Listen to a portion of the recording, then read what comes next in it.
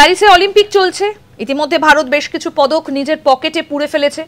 তো বলতে পারেন কোন বছর সবথেকে বেশি পদক এসেছিল ভারতের ঝুলিতে?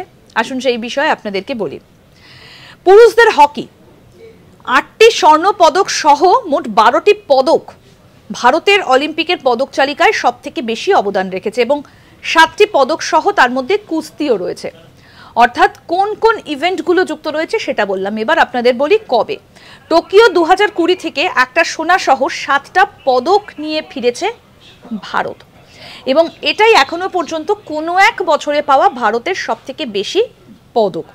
পুরুষদের হকি ৮টি স্বর্ণ পদক সহ মোট ১২টা পদক ভারতের অলিম্পিক পদক তালিকায় সবথেকে বেশি অবদান রেখেছে। অর্থাৎ এখনো পর্যন্ত এই পুরুষদের হকি বিভাগেই সবথেকে বেশি পুরস্কার জিতেছে ভারত অলিম্পিক্স থেকে এবং ৭টি পদক সহ সেখানে বেশ কিছু অবদান কিন্তু কুস্তিরও রয়েছে।